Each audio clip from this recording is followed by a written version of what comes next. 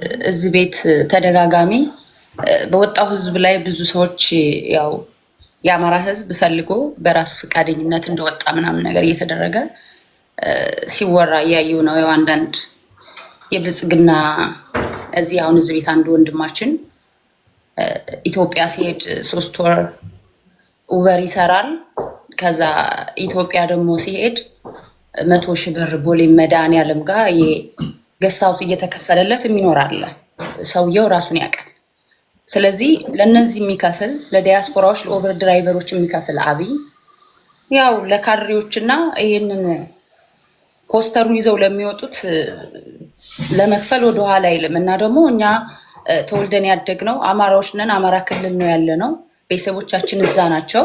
እነሱን እየደወልን እንጠይቃለን። በአራቱም አካባቢ ማለት ነው። ስንጠይቅ የሚነገረን ምንድነው?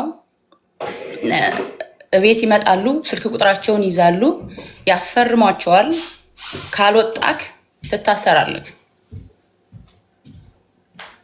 አቅመ ደካማ ነኝ ማለት ራሱ አይቻልም። ትልልቅ ሰዎችን ሁሉ ነው የሚያስገድዱት። እኛ ይህን ኢንፎርሜሽን ተሰጥቶናል፣ እናውቃለን።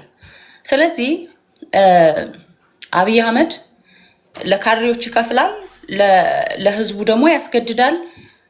አካባቢክ የምትኖርበት ቤትክ ስልክ ቁጥር ምናምን ይመዘገባል። ካልመጣ ቅጣት አለ፣ ትታሰራለህ። ይሄ ነው እውነቱ። እየተነገረ ያለው ግን የመንግስት ደጋፊ ሆነው እንደወጡ ነው። አንድ ሰው መፎክር ይናገራል፣ ከኋላ ያለው ህዝብ ይጮሃል አብሮ። ይሄ ነው ያለው። ህዝባችን ማንን እንደሚፈልግ ይታወቃል። ፋኖ ትግል እንደጀመረ መጀመሪያ ምን ሲደረግ እንደነበረ ምናምን ታውቃላችሁ። ህዝባችን በደንብ ፋኖን ሰፖርት ያደርግ ነበር። አሁን ባለው ምስጢር ሰፖርት ያደርጋል። ግን መንግስት የሚፈልገው እየገደለ በፋኖ ስም እየዘረፈ የአብይ ኃይል የሚዘርፉ አሉ። ቅድም ማነው እዚህ ወንድማችን ያው ስም ከተጠራ እዚህ ቤት እንትን ይሰጣል መሰለኝ እድልና ከኔ ስር ያለው ሰውዬ አንድ ፋኖ መንገድ ልቀቁልኝ ለማለት ለማስለቀቅ አንድ ሴትዮ ትልቅዬ ሴትዮ አፈነ ምናምን ብሎ አወራ። አንዳንድ ጊዜ የምታወሩትን እንኳ ብታውቁ ፖለቲካ ለመስራት ብላችሁ ነንሴንስ የሆነ ላይክ ምንም እንትን የሌለው ነው የምታወሩት። እና በዛ መልኩ ሲያወራ ነበር ከታች ያለው ወንድማችን። በምን ሂሳብ ነው እንደዛ ሊሆን የሚችለው? መንገድ አንድ ሴትዮ አንቆ መንገድ ክፈቱልን ምናምን አለ ፋኖ። ይሄ የአብይ ድራማ ነው። እኔ ፖሊስ ነበርኩኝ ካሁን በፊት ፌደራል ፖሊስ ሆኜ የተወሰነ አገልግያለሁ በወያኔ ጊዜ ማለት ነው። የዛን ሰዓት እኛ ፖሊስ ነን። መንግስት ህዝብና ህዝብን ለማጋጨት ምን እንደሚያደርግ በደንብ እናውቃለን።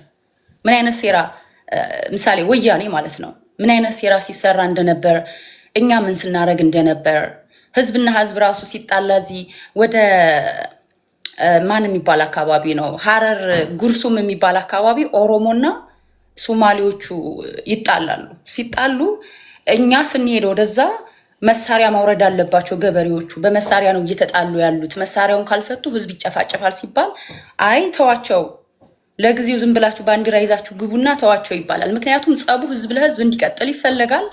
ያንንም ደግሞ ግማሾቹን የሚያስታጥቀው መንግስት ነው።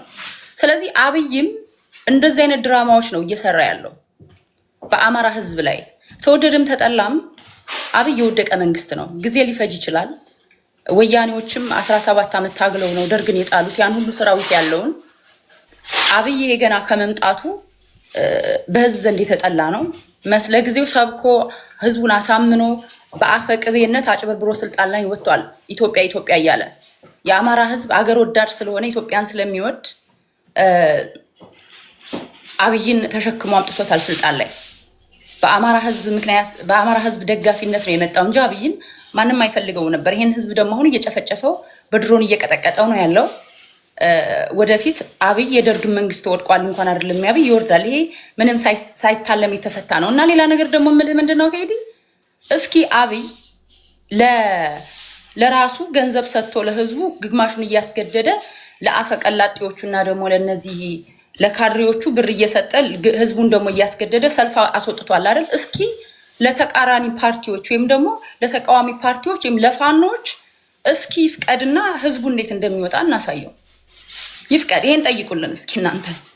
እዚህ ለአብይ አህመድን ሆዳችሁ ጭንቅላታችሁ የሆነ የአብይ አህመድ ካድሬዎች እስኪ ጠይቋት። ታዲያ እናንተ ጠይቁ። ዝም ብላችሁ አብይ እንደዚህ ምናምን ብሎ መደስኮርና ህዝብ እየጨፈጨፈ ህዝብ በራብ እያለቀ ኢትዮጵያን በመብራት አዲስ አበባን በመብራት ማሸብረቅ ምናምን ድሃን ከአዲስ አበባ እየጠረገ እያስወጣ ዳር ላይ ጥሎ አዲስ አበባን አሳምርኳት ይሄ ምናምን ልማት ምናምን ማስባል አይደለም።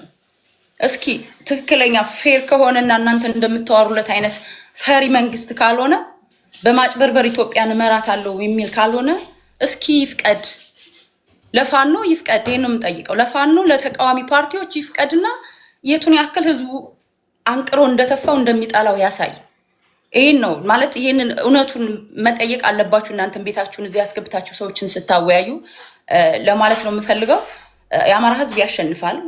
የአማራ ህዝብ ቅድም አንተ ራስህ እየተናገርክ ነበር። ምንድነው የተናገርከው? የአማራ ፖለቲከኞች እውነት ነው የሚናገሩት። ምክንያቱም ትግላችን እውነት ነው። ዋሽተን ማንንም ማሳመን አንፈልግም። እውነት እያለ ህዝባችን እየተጨፈጨፈ ህዝባችን እያለቀ ለምን እንዋሻለን? ሰሞኑን ታዬ ደንዳ ሲናገር ነበር። ያንን ነገር ስትቃወሙ ነበር። ለኛ ለአማራዎች ታዬ ደንዳ ሲያደርግ የነበረውን እኛ እናውቃለን። ጠፍቶን አይደለም፣ ግን ኤቪደንስ ነው ለኛ። አብሮ ሲሰራ የነበረውን ሴራ የአማራን ህዝብ ለመጨፍጨፍ ከአብይ ጋር ሲጣሉ ሲያወጣልን እኛ ለኤቪደንስ ባለስልጣን ስለሆነ ሚኒስተር ስለነበር ለአማራ ህዝብ ለኤቪደንስ ይጠቅመናል። በደንብ እንጠቀምበታለን። ደግሞ እውነትም ነው፣ ውሸት አይደለም። በተግባር እኮ እያሳየ ነው አይደል? አብይ አህመድ የሚያደርገው ነገር በተግባር እያሳየ ነው። ህዝባችን እየጨረሰ ነው። ይሄ ነው ማለት የምፈልገው። ቴዲዬ አመሰግናለሁ። ቴንክ ዩ ታም ተመረሺ። እንዲህ በቆፍጠን ብለሽ የምትናገር ልጅ ተደብቄ ላውራ ማለትሽ ገርሞኛል። እሺ ከአንድ 2 3 4 5 6 7 ጊዜ 7 49 ነው አይደል? አንድ የመጨረሻ አንዳንድ ዙር ሰጣችሁን ተመልሼ ይገባሉ። አንድ የሚሄድበት ጉዳይ አለ። ተመልሼ ካላችሁ ቴን አካባቢ ወይም ለበን አካባቢ መመለሴ አይቀርም። በዛ ሰዓት ላይ በኦዲዮም ለምትገቡ ሰዎች እንደዚሁ እድል ሰጣችኋለሁ። አሁን ግን የመጨረሻ አንዳንድ ዙር እድል ልስጣችሁና አንድ ጉዳይ ብርቱ ጉዳይ ስላለኝ ያን ከቡኝ ይመጣለሁ። እሺ 7 ደቂቃ አለ። እስኪ በተነሱ ጉዳዮች ላይ ማለት የምትፈልግባቸውን ነገሮች ይል። እሺ ቴዲ አመሰግናለሁ። ጥሩ ሀሳቦች ተነስተዋል። ቀደም ብለው የተናገሩ ተናጋሪዎች ላይ ያነሱትን ሀሳቦችን ማነሳለሁ። ግን መጀመሪያ ዛሬ የተወጣው ሰላማዊ ሰልፍ ተወጥቷል ብለን አስዩ ብናደርግና ይህን ያህል በሚዲያ እንደዚህ የተጮህለት ባለፈው የበይነመረብ ጥሪ የነበረበት ጊዜ አንደኛ የማጥላላት ሁለተኛ ደግሞ ዩቲዩብ የማጥፋት ሂደት ነበር የነበረው። የበይነመረብ ዲሞንስትሬሽኑ ሰላምን የሚፈልግ ሞቲቭ ዕቃ የሚል ሰላማዊ የሆነ እንቅስቃሴ ነው። እንዴት የአንድ ሀገር መንግስት እንዴት ይህን አይደግፍም? ተቃዋሚ ስለተናገረው ብቻ ሁሉም ነገር መጥፎ ነው ብሎ አስዩም ማድረግ በጣም ያሳፍር ነው። ቱ ቢ ኦነስት ለህዝብ ማስተላለፉ ይቅር፣ ግን እንዴት ዩቲዩብ ታጠፋለህ? ዩቲዩብ ስታጠፋ እኮ በጣም ችግር ውስጥ ነህ ማለት ነው። ኢህአዴግ ጣሪያ ላይ የወጣ ዲሽ ምናምን እንትን ይል ነበር 2016-17 አካባቢ እና በጣም በሚያስገርም ሁኔታ ተመሳሳይ ነገር ነው የሆነብኝ። እና እስቲ ቅድም ብልጽግናዎች እዚህ ውስጥ ያሉት ቡኖ እና የመስፍን ይመስለኛል እርካብና መንበር ብሎ ሜንሽን አድርገዋል። እርካብና መንበር የሚፈልጉትን እያሳየህ ጥላቸው የምትፈልግበት ቦታ ስደርስ ትሄዳለህ ነው። የኢትዮጵያ ትልቁ ችግር አብይ አህመድ ወደ ስልጣን ከመጣ ጊዜ ጀምሮ እስካሁን ደም የሚፈስበት የሰው ሕይወት በከንቱ በየቀኑ እንደ ተራ ነገር የሚጠፋበት ትልቁ ችግር ይሄ ነው። ወደ ስልጣን ሲመጣ ማንም ሰው ደግፏል። ዲያስፖራ 30 ዓመት ኦልሞስት ከኢትዮጵያ ፖለቲካ ተነጥሎ ሲቃወም የነበረ ዲያስፖራ በጣም ቀንደኛ ደጋፊ ነው የነበረው። የኢትዮጵያ ሕዝብ በሙሉ ከጎኑ ነው የነበረው። ትግራያንስ ሲደግፉ ነበር። ችግሩ ምንድን ነው? በጣም ብዙ የፖለቲካ ኃይሎች ወደ ሀገር ገቡ። ያው በግብዣም በሪፎርም በተወሰደው ሪፎርም ሜጀርም ግን ያ ለመድረክ ለታይታ ብቻ ነው የነበረው። ጌሙ ምንድን ነው? ፖለቲካል ፓወር ሴንትራላይዜሽን ነው የነበረው። እዛ ያለው ጨዋታ እነ ለማ እነ ገዱ ሌሎች አብረው የነበሩ ሰዎች እንዲጠፉ ጥለው እንዲወጡ አደረገ። ይሄ ምን ያስታውሰኛል መሰለ መንግስቱ ኃይለማርያም ሁልጊዜ ከሀረር ከመጣ በኋላ ፊት ለፊት መሆን ይፈልጋል፣ ግን ደግሞ ፊት ለፊት መታየት አይፈልግም። ጀነራል አምዶምን አመጣ፣ ፊት ለፊት አስቀምጠው። ጀነራል አምዶም ጠንከር ሲልበት አስገደለው። ትንሽ ቆይቶ ተፈሪ በንቲን በዚያው መልኩ ትንሽ ቆይቶ ደግሞ ሊወድቅ 1 ዓመት ምናምን ሲቀረው ሻለቃ አጥናፉትን። ስለዚህ ሶስቱን ሰዎች አሁን በዙሪያ የነበሩትን ገዱና ለማን ስታያቸው እነዚህ ሰዎች የተከዱ ሰዎች ናቸው።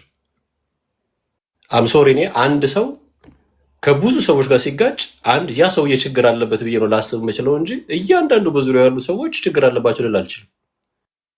ሁለት ጭንቅላት ከአንድ ጭንቅላት የተሻለ ነው ይላሉ ፈረንጆች። ቱ ማይንድስ አር ቤተር ይላሉ። ስለዚህ እንደዛ ብዬ ነው ላስብ የምችለው። ስለዚህ ፓወር ሴንትራላይዜሽን ከዚህ ከእርካብና መንበር የመጣ መንፈስ ፓወር ሴንትራላይዜሽን በዙሪያ ያሉ አክተርስ እንዲበተኑ ከዚያ ደግሞ እርስ በርስ ፓወር ኮምፒቲሽን ውስጥ እንዲገቡ ይሄ ምን አመጣ? ዛሬ ላለው የደም መፋሰስ፣ የሰው ሕይወት መጥፋት፣ ከንቱ ለሆነ ነገር ነው የዳረገንና ይሄ ደግሞ ወዴት ወስዶናል? ከፍተኛ የሆነ የኢኮኖሚ ውድመት፣ የኢኮኖሚ ስብራት፣ ኢኮኖሚክ ብሬክዳውን ነው ያለን። እኛ ጋር ብሮክን ኢኮኖሚ ነው ያለን። ለምሳሌ ሰሞኑን የኑምቢዮ ለምሳሌ ያወጣው ሪፖርት ምን ይላል? ኢትዮጵያ በአፍሪካ ካሉ ሀገራት በኑሮ ውድ የሆነ የኑሮ የተወደደባት ሀገር ናት። አንደኛ ናት በኑሮ ውድነት። ኮስት ኦፍ ሊቪንጓ አምቢረብል ነው አንደኛ። ሁለተኛ ዛሬ ያወጣው ዶቼ ቬለ ይመስለኛል ዛሬ ያወጣው ምንድነው?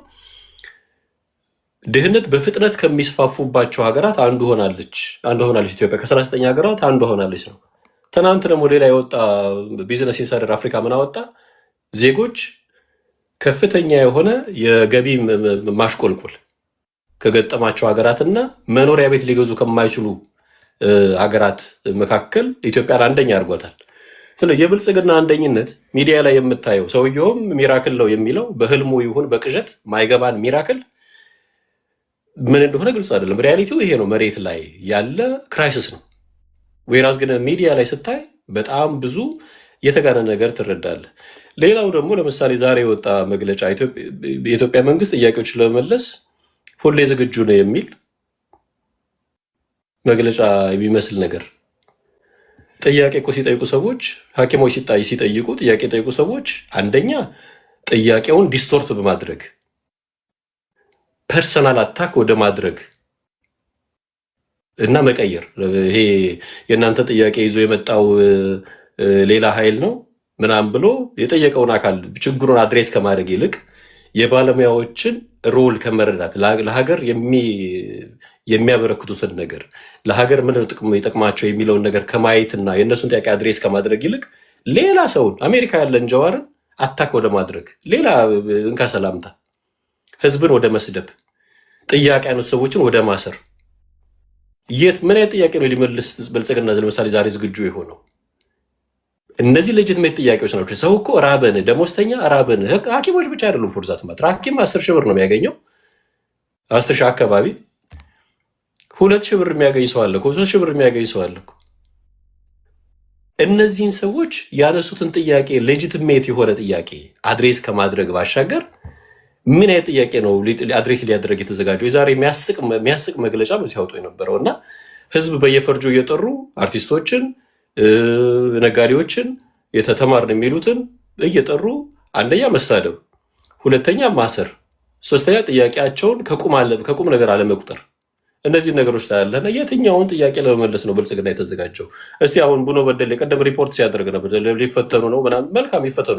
ተፈትነው ምንድን ነው የሚሆኑት? ከዛ በኋላ የት ነው የሚሄዱት? እነዚህ ሰዎች ለሀገር የሚያበረክቱበት ሩም አለ ወይ? ለሀገር ሊሰሩበት የሚችሉበት ሁኔታ አለ ወይ? ምቹ ሁኔታ አለ ወይ የሚል ጥያቄ ማንሳት ፈልጋለሁ። አመሰግናለሁ።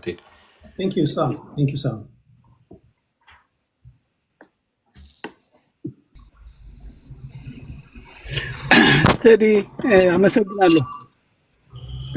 አንድ ነገር ትልቅ ነገር አድርገው እስቲ አንድ ነገር ማሳይ ስላለኝ በትልቅ አድርገኝ። ከዚህ በላይ ላስተልቅ?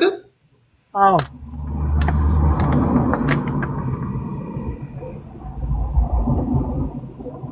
ኦኬ።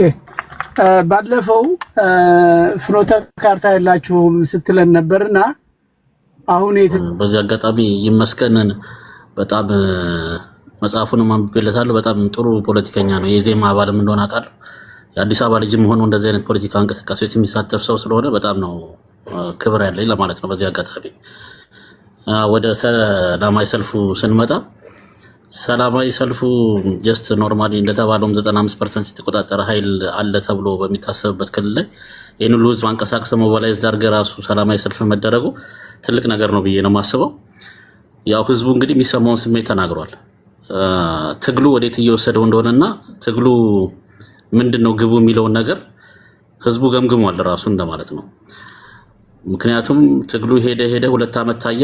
ውጤቱ የበለጠ ክልሉን ማቃወስና ክልሉን ከትምህርት ከስራ ከኢኮኖሚ እንቅስቃሴ የማውጣት አካሄድ እየሄደ ስለሆነ ይህንን ድምፅ ለማሰማት ህዝቡ እንግዲህ ራሱን ድምፅ አሰምቷል። መንግስትም ስፖንሰር ቢያደርገውም ቢሆን ማለት ነው።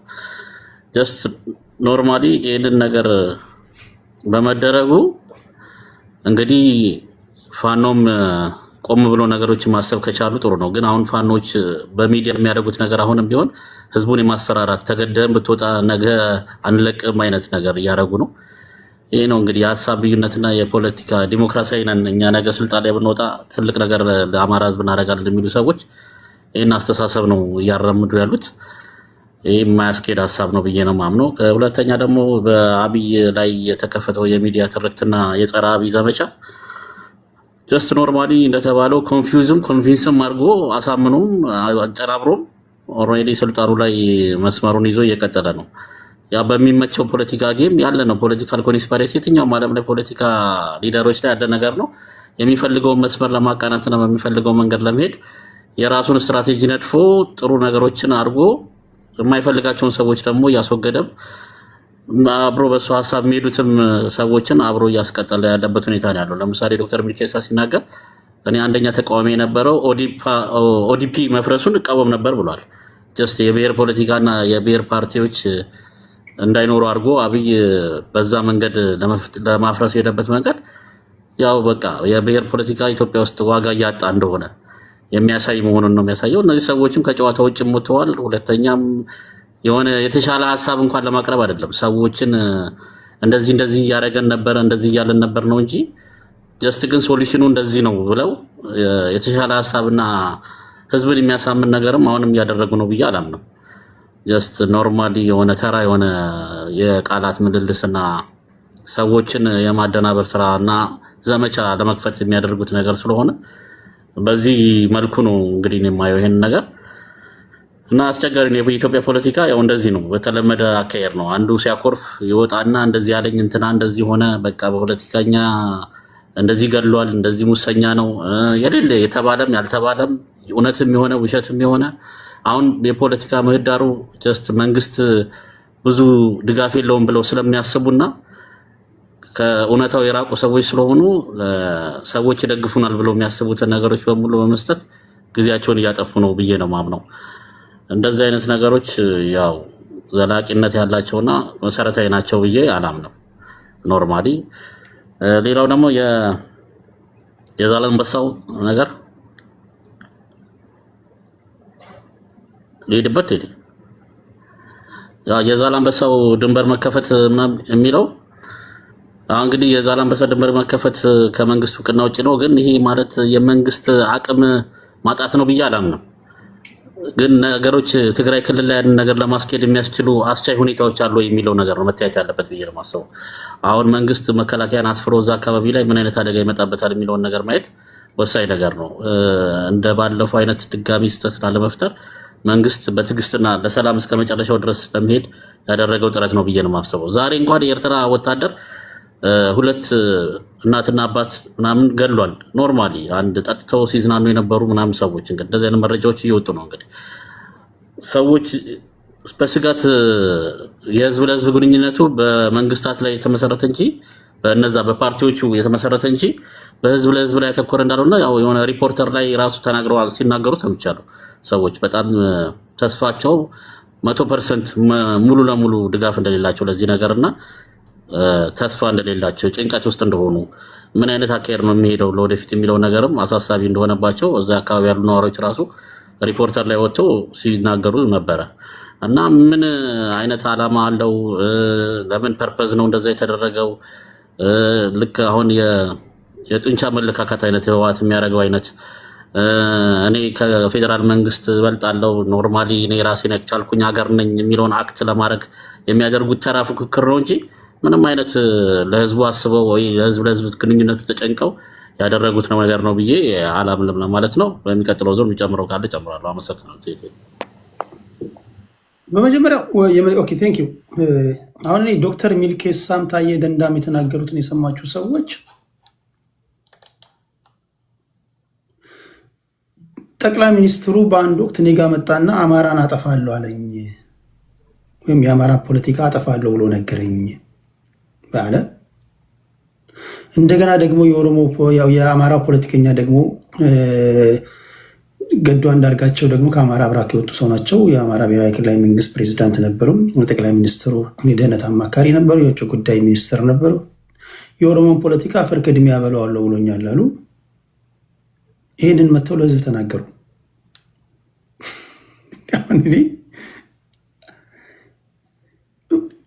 ማንኛውም ሰው ጀስት ይሄ ሲንግል አይኪዩ እንኳን ያለው ሰው እንኳን ዝም ብሎ ጀስት ሲንግል ዲጂት አይኪዩ ያለው ሰው እንኳን እንዲህ ያለው ቁማር ሲሰራብህ ምንድን ምን ሆነህ ነው? መሀል አናት ላይ እቃቃ እየተጫወተ እኮ ነው ሰውየው። መሀል አናት ላይ እዚህ ጋር እቃቃ ነው የሚጫወትብህ ማለት ነው። አሁን ዶክተር ሚልኬሳ ወተስ ዩቲዩብ ላይ ስትናገር ትላንት አሁን የህዝብ እኮ ይጠይቃል። ትላንት ከትላንት ወዲያ የአማራ ህዝብ ላይ እንደ ህዝብ ያሰትርክ ሲተረክ የተቃወምክበት አንድ ንግግር አለ ወይ ልትባል ትችላለህ። የምታቀርበው ነገር አለ? ያኔ ኦህዴድ ውስጥ በነበርክበት ሰዓት፣ ያኔ ፖለቲከኛ በነበርክበት ሰዓት፣ ያኔ ዩኒቨርሲቲ ተማሪ በነበርክበት ሰዓት እንደ ህዝብ ያሰትርክ ተደርጎበት በሚነገርበት ሰዓት ዛሬ አይደለም። ያኔ ያውገዝክበት ቪዲዮ አለ ብትባል የምታሳየው ነገር አለ ወይ? የተከላከልክበት ለአንደኛው ሌላ ለሌላኛው ሌላ ለአንደኛው ሌላ ለሌላኛው ሌላ አምታታው በከተማ ይባላል። ሰዎቹ ግን እዚህ ጋር እያደረጉ ያሉት ነገር ምንድን ነው? አደገኛ ሚስጥር በቃ እንደተናገሩ ነው አክት የሚያደርጉት። እና ይሄ አደገኛ ሚስጥር ነው ወይ? ግን አሁን ሚልኬሳ ቦምብ የሚያፈነዳ ሚስጥር ነው የነገራችሁ ማለት ነው። እንደው ቦምብ አፈንድቶ ልቡ ልቅ ብሏል ማለት ነው ሚልኬሳ። እኔ ቅድም ማነው አንድ ሰው የተናገረው ነገር ነው። በተለይ እንደ ኢትዮጵያ ባለ ሀገር ላይ እጅግ አደገኛ ነው። የኦህዴድ ሰዎችን አሳምነ ወደ ብሔር ፖለቲካ አውጥተህ ወደ ሀሳብ ፖለቲካ ማምጣት ሰልፉ ብዙ ነው። የብሔር ፖለቲከኞችን አሳምነ ወደ ሀሳብ ፖለቲካ ሁሉንም ደፍጥጥ አንድ ፓርቲ ወጥ የሆነ ፓርቲ ለመመስረት ማሰብ ራሱ ልትገደሉ ትችላለህ። በነገር ላይ እሺ አይሉም የብሔር ፖለቲካ አራማጆች። ስለዚህ ምናልባት ታክቲክስ ቢሆን ወይም ደግሞ ድራማ የሰራባቸውስ ቢሆን ዶክተር ሚልኬሳ ቁማር የተሰራ ምንድን ነው የሚባለው? ይሄ ኮንቪንስ እና ኮንፊውዝ፣ ይሄ ግራ እያጋባህ አዘ ሴም ታይም ደግሞ ማሳመን፣ እንደዚህ አይነት ጨዋታ የተጫወተብስ ቢሆን በአንተ ላይ ማለት ነው ያለውን ነገር ፌር በሆነ መንገድ መተንተን አለባችሁ ማለት ነው። ደብረ ጽዮንም ተመሳሳዩን ይናገራል። ኢሱ እያለ ኢሳያስ እያለ ማናችንም ማንሞክረውን ነገር ሞክሮ እኔ እኮ እራሳቸው ሰዎቹ ባይናገሩ ነው ያልናገርም። እራሳቸው በደል ደረሰብን ወይም ደግሞ ድራማ ተሰራን የሚሉ ሰዎች ፈርስት አንድ ወይም የመጀመሪያ ዊትነስ ሆነው የሚወጡላችሁ እነሱ ናቸው። ምንም ልታደርጉላችሁ አችሉም። ደብረ ጽዮን ሲናገር ሰምታችኋል። ኢሳያስ አፈወርቂ ሲናገር ቤት ላይ ተደርጊያለሁ ብሎ ሲናገር ሰምታችኋል። ገዱ አንዳርጋቸው ሲናገር ሰምታችኋል። ጆሃር መሐመድ ሲናገር ሰምታችኋል። አሁን ሚልኬሳ ሚደጋ ሲናገር ሰምታችኋል። ታዬ ደንዳ ሲናገር ሰምታችኋል። ምናልባት ይሄ አንዱ ታክቲክ ይሆን የጠቅላይ ሚኒስትሩ? አንደኛው የብሔር ፖለቲከኛ ጋር ሄድና እንትንን ብሔር እኮ አጠፋለሁ ምናምን ይላችኋል። ኦኬ ይላል። ምናልባትም ሚልኬሳ ሚደጋ ኮርነር ላይ አግኝቶት የአማራን ፖለቲካ አጠፋለሁ ሲል የስ እያለ እየጨፈረ ሄዶ ሊሆን ይችላል እኮ የዛች ምሽት ማለት ነው። ታለ የአማራን ፖለቲካ ወይም ደግሞ የአማራ የበላይነት የሰፈነበትን የኢትዮጵያን ፖለቲካ አከስመዋለሁ የሚለው ምናምን ብሎ ሲናገር የተናገረበት ሳለ ዶክተር ሚልኬሳ እርግጠኛውን የምነግርህ